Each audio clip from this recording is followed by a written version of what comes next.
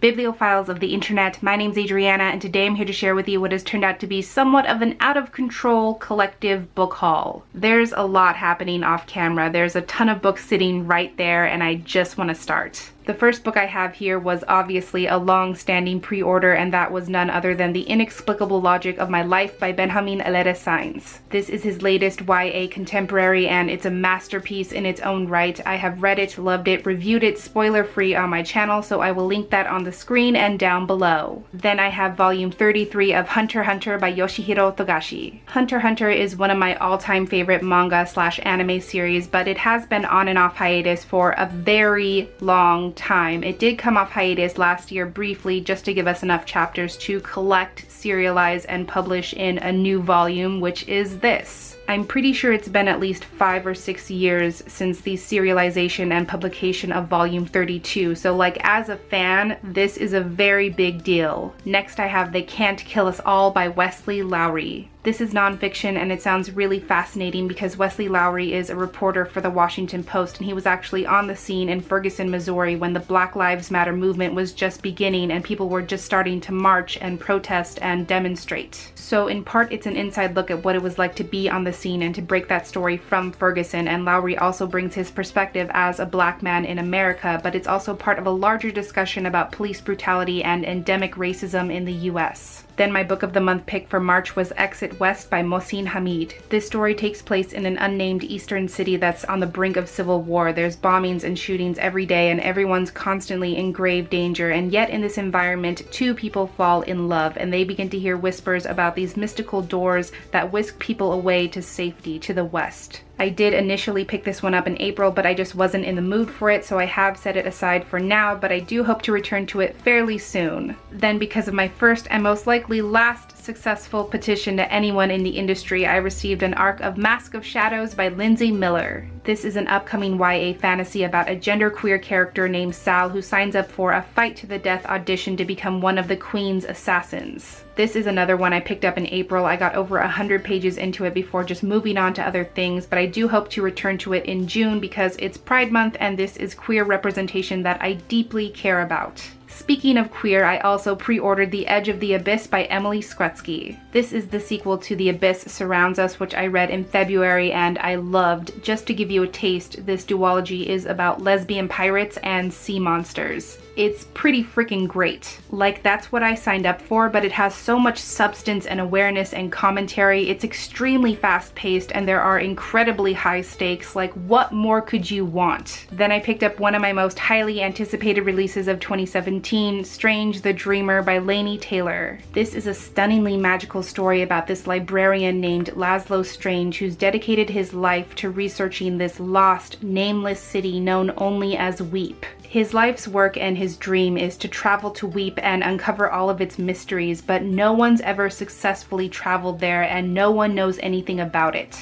Until one day when a mysterious traveling embassy of warriors from Weep actually shows up in the library and they're recruiting for a team of specialists who will return with them to Weep, and Laszlo realizes this is his one and only chance. If it seems like I can barely keep it together, that's because I just read this book in May. I'm gonna talk more about it at length in my May wrap-up, but like, it got to me.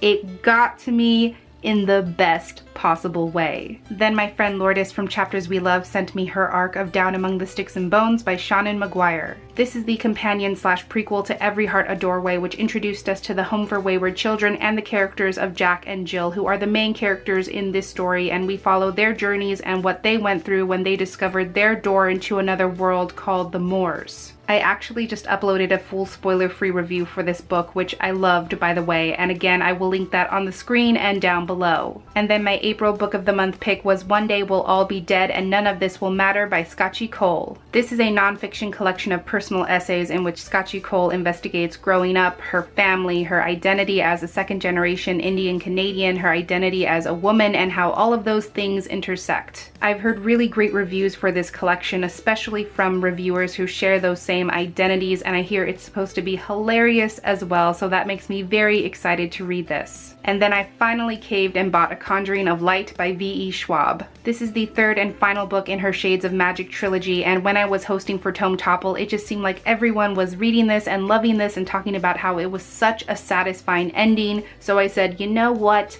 It's time to take the plunge. That said, this is a massive behemoth of a book, one that I definitely need to psych myself up for before really getting into it, so we'll see when that happens. Then I picked up The Quantum Thief by Hanu Rajanemi. I heard about this from Thomas at SFF 180 when he did his amazing review on 9 Fox Gambit, and he compared it to Ancillary Justice and The Quantum Thief, and I had never heard of that book before, but trust me, now I have. This is a sci-fi story about an arch criminal who's broken out of a high-security dilemma prison and taken to the moving city of Mars, which sounds like it's protected by some pretty intense encryption and technology, and I assume he's taken there to pull off some kind of heist. I have a healthy respect for sci-fi stories that deviate from the norm and disregard the boundaries, and that seems like what this is, and I can confirm from the few chapters that I've read that it definitely delivers. Then, in a miraculous alignment of the stars and the universe, I found this incredible secondhand first edition of the Song of Achilles. This book, which like I said is secondhand, is like brand new. The dust jacket is immaculate. It has deckled edges. It's so clean. And the fact that I found this pristine beauty for less than $9, I don't know what I did in a past life to deserve this, but I'm so damn glad I did it. Then I picked up volume 3 of Descender by Jeff Lemire and Dustin Nguyen. This is a spectacular graphic novel series about an android uprising. I read the first 2 volumes in April for the BookTube SFF Awards and I loved it. I can't wait to continue on, and that's why I got this. Around the same time, I picked up Spellslinger by Sebastian de Castell. This is a YA fantasy set in a world where pretty much everyone has magic, and once they come of age, they face their first mage's duel, which kicks off a series of 4 trials, and once they pass those, they can become a spellcaster.